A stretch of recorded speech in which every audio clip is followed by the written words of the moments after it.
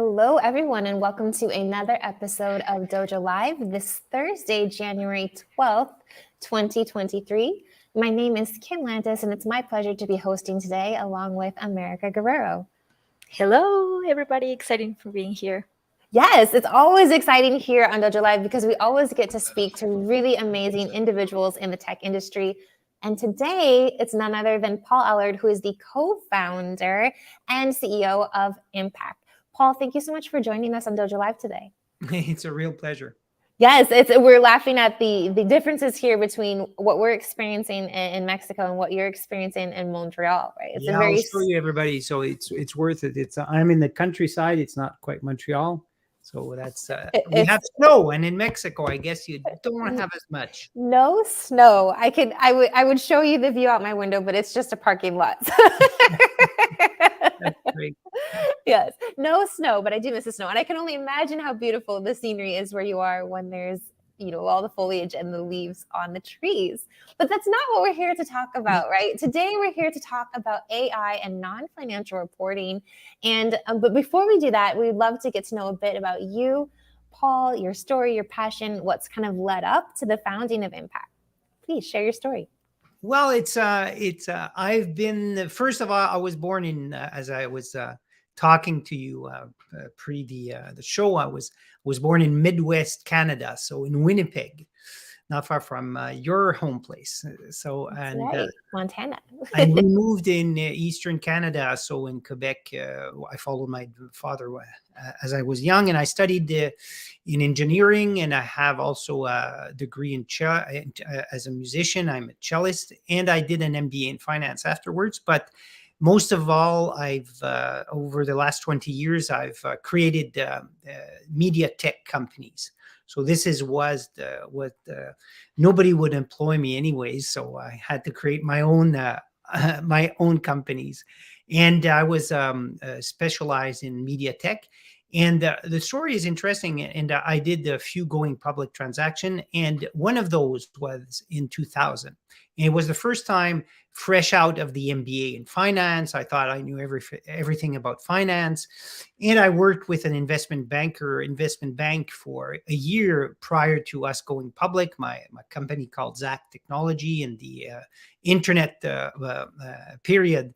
And I was astonished. And that my first experience when we went public, and I lived it for a few years, I was astonished to learn that what I've learned in school had nothing to do with real life.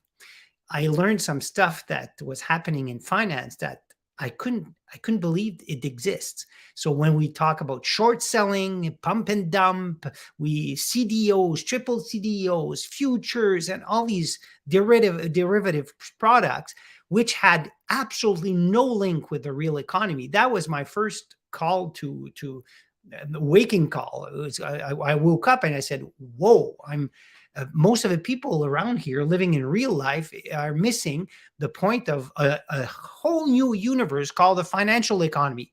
And the financial economy, which led us to the catastrophes or the cliff we're on in terms of environment and revenue and wealth sharing, and in terms of all what we are living in terms of a crisis today. Well, this same financial economy, without it, we will not be able to transform our economy towards a sustainable structure. So this is where, but in 2000, so what happened, personally, I started to read everything on the finance world, understanding what an investment bank was doing, what a traditional bank, how the rating companies played, how the insurance played, how the central banks, the creation of money, so on, go on and so forth. And it's not so complicated, but it's a game with rules that were invented by people and human beings, and especially by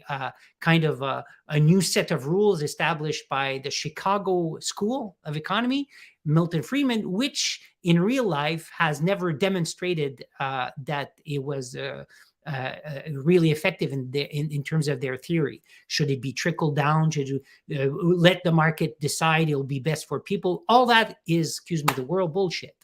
We know that today. But that was, and they still the rules on which each financial professional are still playing, and the economy is playing, and they still pretend it's a hard science, which is not. It's like it's a guess, and we try to think and project. And most of the economists, you'll find as many economists saying the otherwise than the one that says it's in this direction. So making a short story, a long story shorter, so I ran my companies, and I sold my last participation in a media tech company in 2014, and I went about doing some M&A in New York for a year and a half. Where what I enjoy is supporting entrepreneurs, because the most difficult job in our economy is creating a company from scratch. And you know probably what it is, because you're in that same situation, and having our first sales and make it sustainable in terms and viable. This is the most difficult job in the world. As I say a lot to my clients, which are bankers, running a big bank, you could put a monkey running a big bank, and it would still be profitable for 5 years. And that's the reality, because the critical mass is there, the structure is that's yes, it requires skills, but really a talent and a rainmaker is needed when you create a company. So I did M&A, and after that, we decided with my co-founder, Tima, we decided to create Impact Analytics, because we thought there was only one thing for me that had purpose, is that we needed to contribute, even though it was a small drop in the ocean. If I wanted to come back as an entrepreneur, it was only by putting in place something that could contribute to the most pressing issues that our society is facing. And I had to be in the sector in which I was, technology, and I understood finance. So I said, okay, what can we transform, and what could we do, and to bring a sense and purpose to what's happening, and participate in the more than needed transformation of our economies. So this is where we created Impact. And Impact's mission, it's an impact-driven company and a B Corp. And our mission and our governance also is based on that.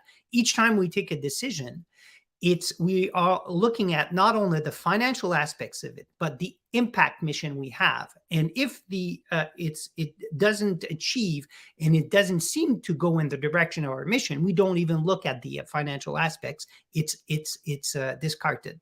So this is the way I think that future companies should and must and will be managed, not only taking into account the financial performance, which is important in terms of sustainability, but primarily taking into account the negative and positive impact on society and on environment, in order to sustain the real wealth that needs to be created. So when we identified that, I said, where can we play? And one thing that we've identified at that time is that there was a lack of genuine transparency. And at that time in 2017, 2018, the financial markets started to launch sustainable products, sustainable financial products, with all these promises, but they were only grabbing the market and doing a lot of marketing with no fundamentals, no measurement, no verification of the facts they were selling to investors seeking purpose with their money. And that was where it triggered and said, okay, that's the opportunity. The same way we had to standardize and put a lot of more rigor into the financial reporting in 1929 in the United States, when there was a big crisis.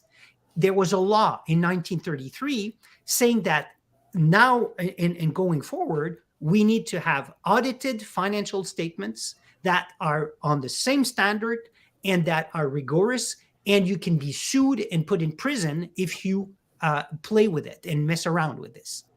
The same thing is happening for impact assessments, which is what is the impact of a company on environment and on social.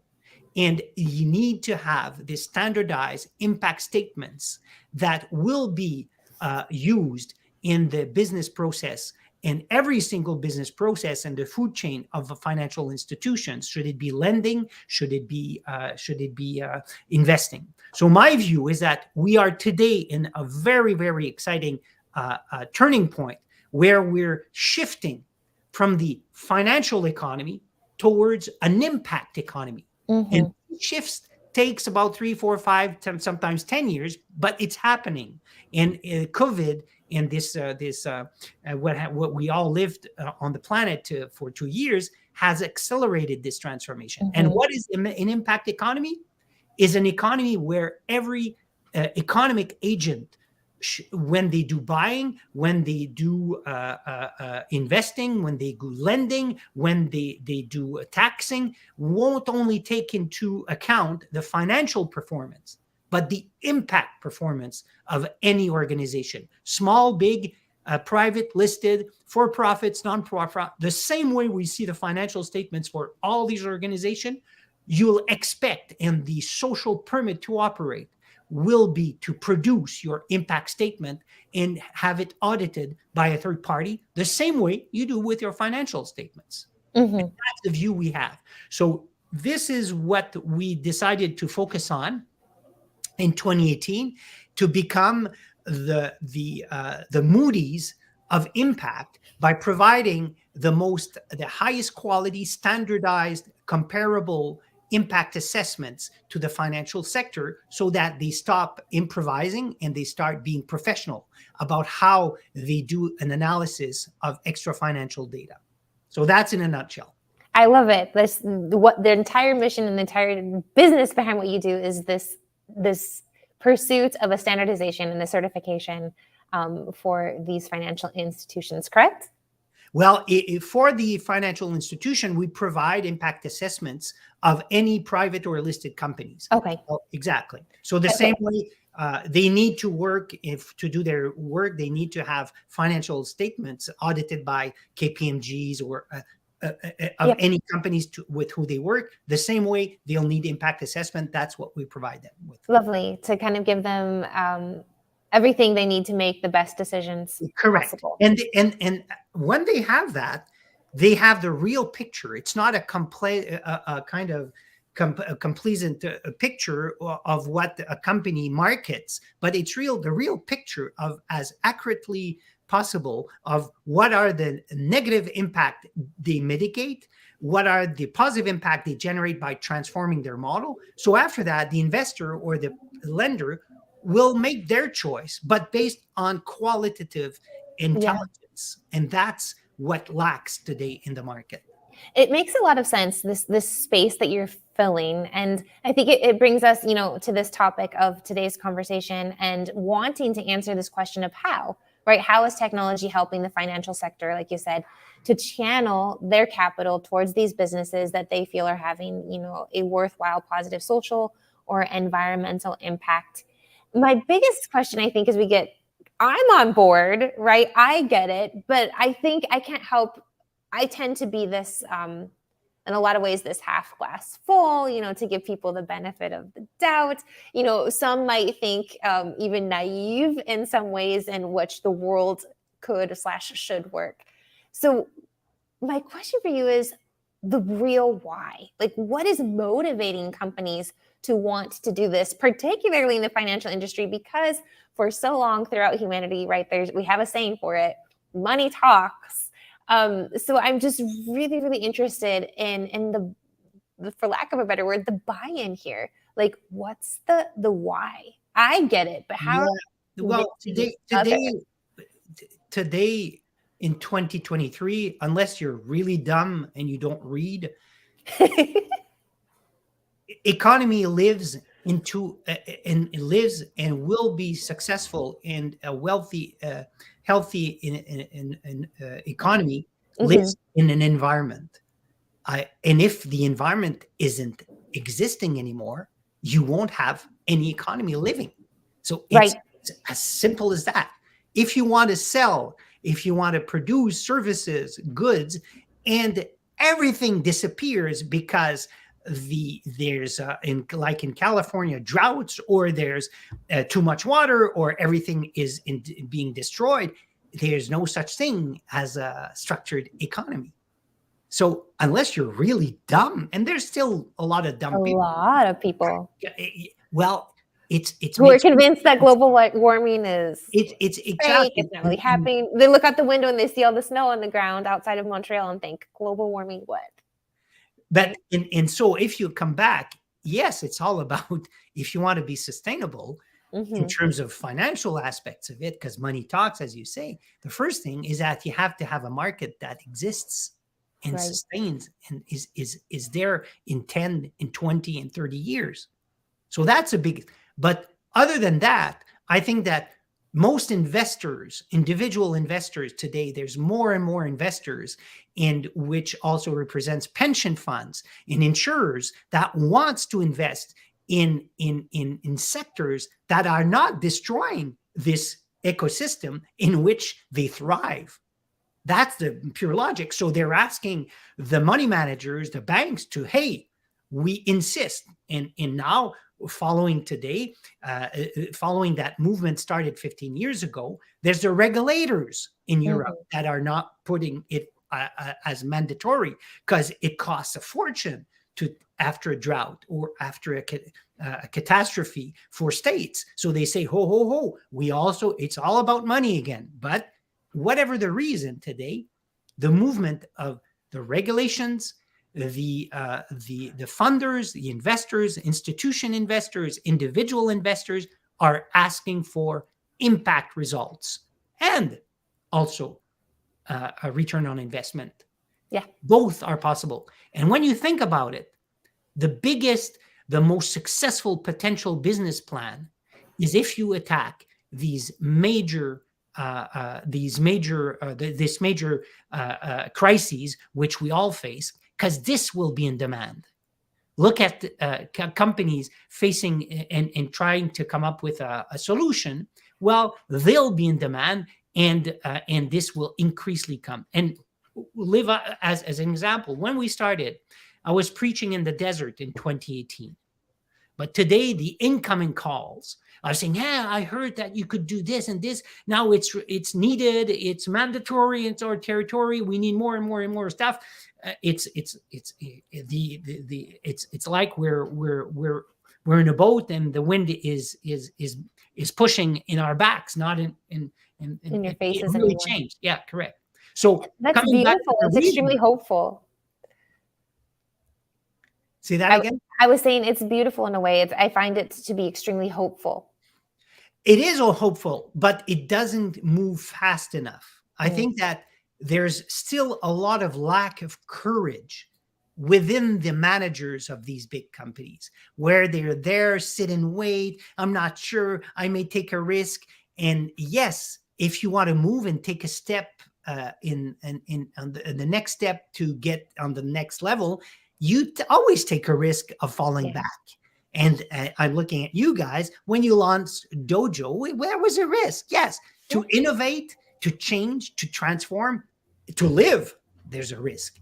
So that's a problem of a lot of big organization, where the managers has been trained to minimize and not take a risk, because they prefer making more money, whatever the effect in the short term. So that's about making sure that there's more and more courage within the big companies, the big financial institutions, to go into that direction, because it's a question of time. We have no time left. There's less than 10 years. And it's not as if we didn't know about it. The science is all around that since 1972 with the first Meadows report. So I think that today it's nice. It's great to see that it's moving in the right direction. It's fantastic to see that everybody agrees finally that there's a real challenge collectively. But now we need to take action and put our efforts. And it's not as if we cannot put efforts. look at the COVID crises.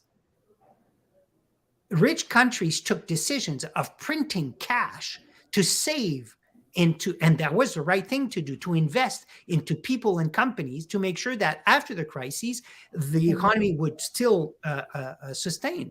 And it was done in the United States, in Canada, in Spain, in France, in the UK, and all the countries that immediately invested, not a bit, but thousands of billions. They are on the right track. So we could do that collectively. But we need to see, and people it's funny that humans are all the same. If we don't see and feel the threat in our bones, we won't move.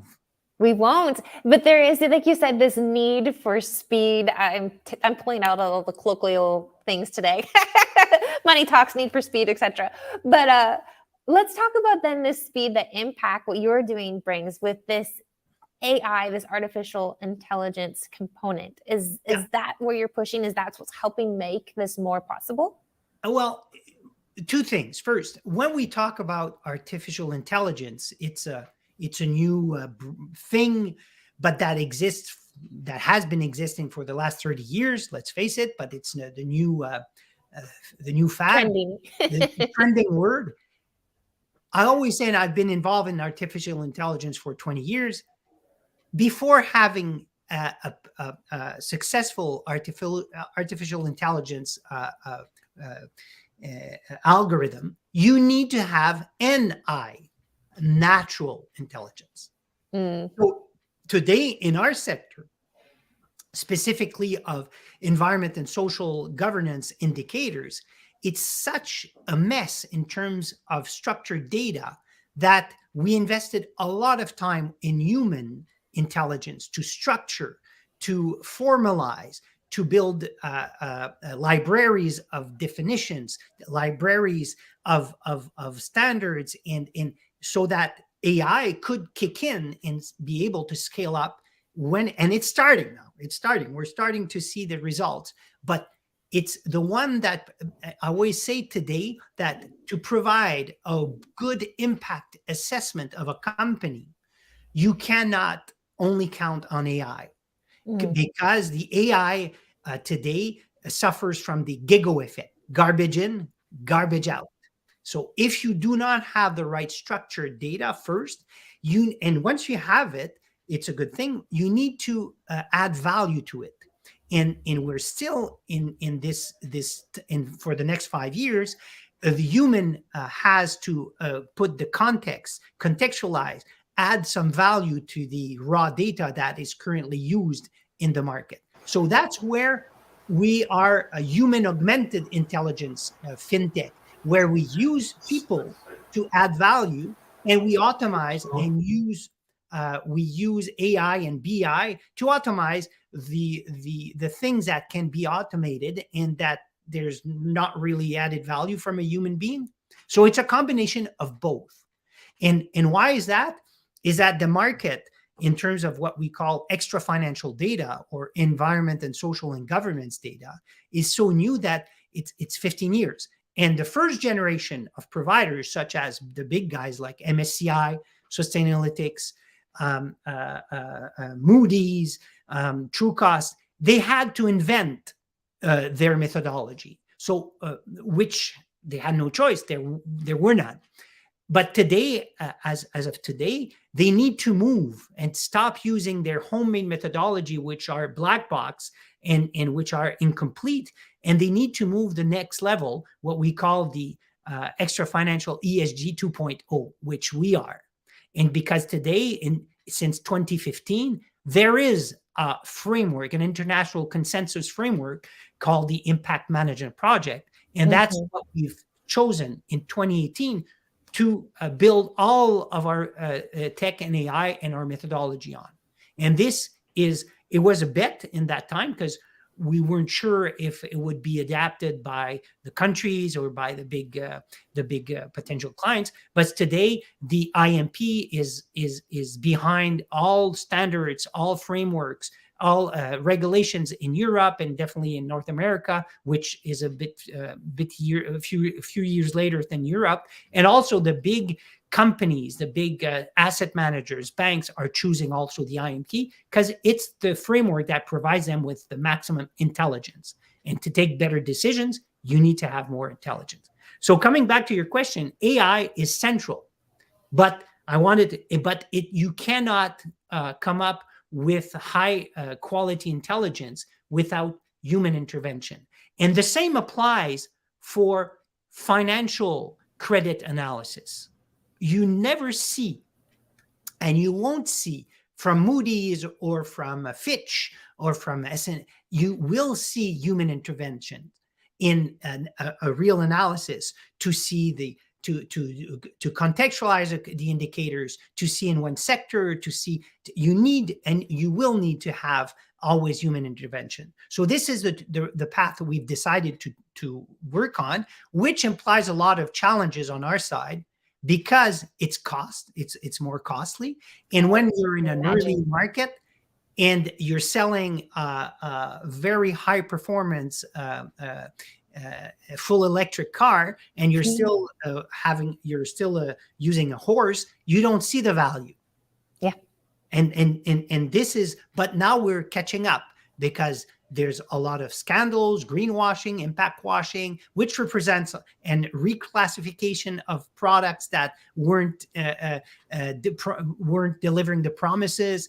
And this is an opportunity for us. But our strategy was to aim at high quality intelligence based on rigor, based on comparability, transparency, and human intervention, helped and scalable by AI and BI. So that's a combination that we are still on in terms of in strategy. And without AI, we couldn't be as effective, as productive, as scalable as we are if we didn't have put in place all sort of business intelligence tool, scraping tools, NLP, natural language processing tools to collect the data, to do some work that a human being don't need really to do or less effective than a machine. But once the machine has its limit, the human intervenes and adds value to give a result that is the highest quality data that gives the maximum intelligence for a decision maker. Yeah, and I'm actually kind of blown away as far, at least the shows that I've participated in over these last 6+ years, and I'm talking about probably hundreds. I think your show is the first show where I've actually heard this term of natural intelligence coined along with artificial intelligence. And I find this both mind-blowing and a little sad because it makes so much sense to me what it is that you're saying. And as we come to the final minutes of the show, I think America is going to touch specifically on impact and the company you're building, the culture you're building. But before we do that, I do have one final question. You talked earlier in the show about being courageous. And I think that's really important in your experience. And I think maybe in some ways this is a generational gap that's being filled, right? With older individuals now exiting the business. You're talking about me being No, of course, right? Paul, not you. But younger generations who I feel or sense that have a bit more of a wide-eyed sense of what's actually happening in the world around us in terms of social and environmental impact, right? But how can we increase the courage, right? This necessary courage amongst current leadership and upcoming leadership to get on board? I think courage comes with one thing, is long-term goals. You can't have courage if you're only seeking short-term wins. And I think there's a relationship with the purpose. So if you have a real purpose in which you really believe and you think that you're convinced about it, it will take time, and you do align your decisions based on this mission, and it provides you with a guideline which could translate into courage at the time. But at the end, it's not even courage; it's just being coherent with yourself. So courage comes from you need to be coherent with yourself, and that's what needs to be embedded in top management courses, where sometimes you are brainwashed by your schools, by your, as I said, the Milton Friedman approach, and you think that no, you need to listen to yourself and come back to and have the courage of sometimes losing a short-term advantage that finally is not is a long-term win if you take that decision. And facing also your bosses or your and even though you think that you're the only person thinking something, if you speak it out loud properly, everything could be said, but it has to be said with respect. If you come up with your arguments, you'll see that you're not the only one thinking that. And that's surprising. That's the I think courage. it's absolutely true. Have the courage of your beliefs and be in line and coherent with your long-term purposes, and that makes sense. And don't forget at the basis that you're a human being, and your job is just a nice to have. It's not, sincerely, it's when you die at the end, you only remember your kids, your family, your loved one, and music, and that's it. Music. Oh, that's beautiful. I would like to ask you about the natural intelligence that you have inside of your company, the culture that you're building, your people. How is the culture, the values? Well, that piece is my co-founder, Tima. So she's the one in charge, and we were looking for titles at the beginning, and in her title, she's a COO, she's the general manager, but her official title is Chief Happiness Officer.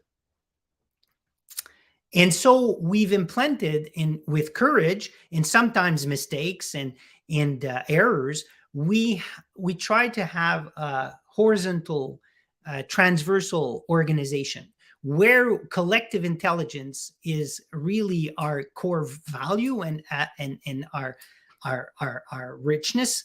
And to get to that collective intelligence, you need to take each individuals and make them being happy, understand why they are there, coming back to the purpose, and to see that they're in a safe zone, that they can become what they want to become and do things that they're happy to be doing. Not only stuff that they're happy, but mostly they have a plan of they really at the right spot so that they can contribute to the collective intelligence of our organization.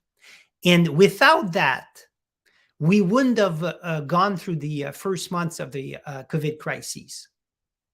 It's as simple as that. We would have been like a lot of companies, we would have disappeared. And we asked all of our employees at that time, and we were 25, 30. We said, look, we're in a crash crunch. What do? We stop here, or we collectively transparency, what can be done and what's your leeway, who can, who cannot, and let's get organized together. And that's what we done. And it went through. And today we're 135 people. Wow. That's amazing. It's a beautiful story of this willingness to give, right? To move in order and to the real purpose of what you do at Impact, right? The sum is bigger than the individual parts, right? And yes, we don't see that when we look at our company or clients, but when you live it from within, we have all sort of initiatives like the We Are a Team mornings of Mondays and Fridays. We have some committee on Jedi committee, which is really something about inclusion, diversity, and all these subjects that are super important that we discuss that between ourselves. And we have also some lunch and learns where people talk about their passion, not about only job, but here's what I've done, and learning curves about how systematic racism can be dealt with, how we can be an ally, stuff like that. And this is part of the richness and in making sure that people are sticks around because they learn stuff, they're happy, they're it's not that there's no challenges, but they know that if they can Mhm. express themselves and they're supported by their colleagues and the organization. So we have a flat organization with bubbles, a head of bubbles. We have safe spaces. It's really organic. And it's funny because when we talk to the financial world, VC specifically, what's your your structure? Can I see your org chart? And say, yeah, but okay, we show it in a chart. There's bubbles, and it's not like this, it's there's like, okay, that's your org chart. Yeah, it's our org chart. So we need I to love it. rebuild and rethink structures and way that works for us and people in order uh, to collectively be successful and to collectively achieve our mission, which is an impact mission. Yeah, it's something very similar to what we have going on here at Ancora and dojolive as well. Perfect. Paul, I feel like I could sit here and listen to you all day, tell the impact story, and so much to learn from you. I think you've shared some really amazing nuggets of wisdom with us today, and I'm so happy to get to know you, to get to know impact better as you help other organizations, collectively build the future that we all need in terms of what's happening in society and the environment and space in which we all live and Yeah, share. So we thank you all live very, and very much. share. That's this. Let's keep in mind that we all live and share the same ecosystem. Thank you. Thank you again. Stick around just a minute as we go off air. But before we do, America, what do we have going on tomorrow? Yes, tomorrow we're going to have our show not at 10 a.m. Pacific, it's going to be at 9 a.m. Pacific. And it's going to be our third or second episode of the Metaverse segment. The second, right, Kim? The second one. And the topic is going to be about finances inside and outside the metaverse. How are both virtual money and real money being used inside the metaverse? And what does this mean for brands, funding, and market share? The conversation is going to be with Fermin Chavez, Daniela Gamboa, and Napura Bantika tomorrow at 9 a.m. Yes, that's right. 9 a.m. We had to switch it up because Nupur, our teammate, is all the way in India, and we didn't want it to make it too late for her. So see you tomorrow at 9 o'clock a.m. right here in dojolive. Thank you again, Paul. It was a pleasure. Thanks. Bye for now.